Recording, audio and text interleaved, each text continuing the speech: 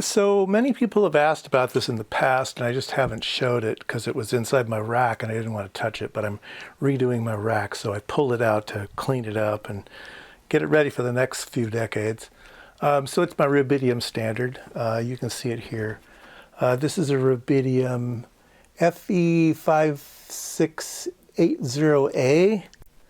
And so it says here pin 1 plus 15 to plus 18.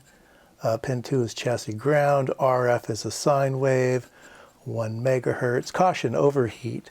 So if you buy one of these, you have to be wary that they do get very hot, okay? And I'll show you what I did about that, but I thought I would show it on the side here. I've pulled the cover off this side. Let me put that back on. All right, I put the cover back on. It's in one of these HP chassis. All right, so the Rubidium is here, and I have this very large heat sink on it.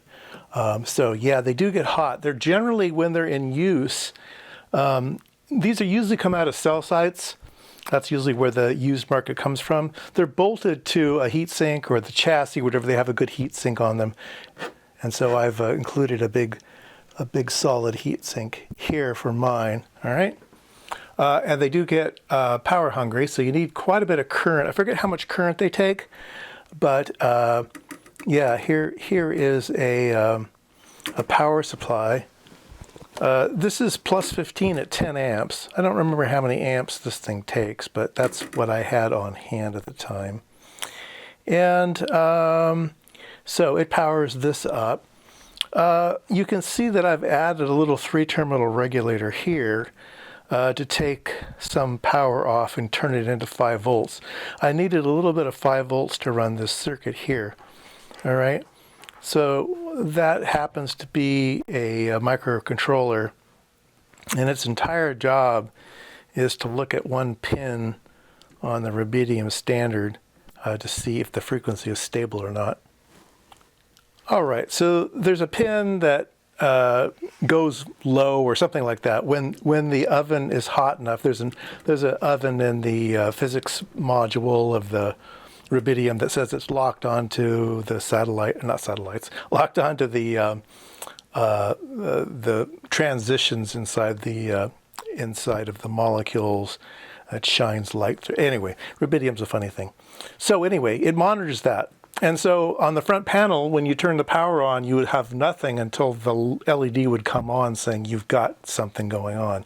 And I didn't like the way that looked. So this chip here, all it does is flash a red light when it's no good, and then it flashes a green, it turns into a solid green light when the signal is asserted. So it's just an LED flasher. It's just a flash. It's just a flash program, a little bit modified. But yeah, we'll see that in the front when I turn it around. All right. So this is the thing that generates the 10 megahertz. Okay. Once you've got the 10 megahertz going, you need to send it out and use it, right? All right, so we have our 10 megahertz now, but we're going to send it over to this board here. And you go, oh my goodness, what is that thing? Do I need one of those? No. This is a piece of equipment that I had that has some stuff on it, which I don't use, and it has some stuff on it that I do use, all right? And it has a power supply, so it's self-contained.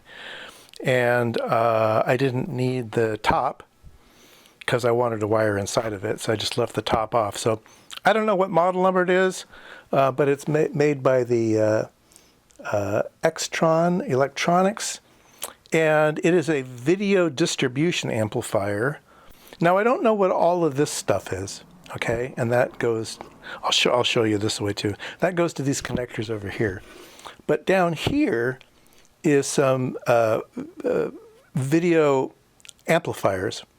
And so it takes this 10 megahertz input here, and then it takes it in 1, 2, 3, 4, 5, 6. Yeah, it has 6 amplifiers, and it takes the incoming 10 megahertz and creates copies of it. So you have 10 copies of the 10 megahertz over here that you can use. Okay, let me show you the front of it. All right, so here it is here.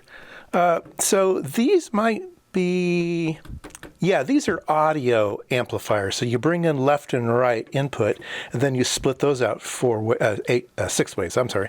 So 1 in, 6 out, 1 in, 6 out. So this takes all of your audio, splits it 6 ways. This takes all your video, splits it all 6 ways. And I'm not using the audio portion. I'm using the video portion.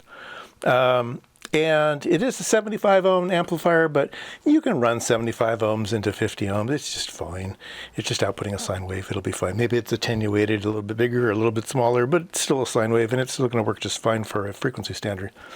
This one actually has a little switch down here where you can have it as high Z outputs or 75 ohm outputs, all right? And so mine are 75 ohm outputs. I don't think they modify them to 50 ohms. I don't think I did that. It's not necessary. All right, so let me put this back down so I don't have to hold it. So 1 in, 6 out. I'm actually using 4 of them. All right, I have a couple hardwired inside that comes out to these 2 connectors. This connector comes into the front of one of the 6. So these are used, this one's used, this one's used. These bottom ones are empty.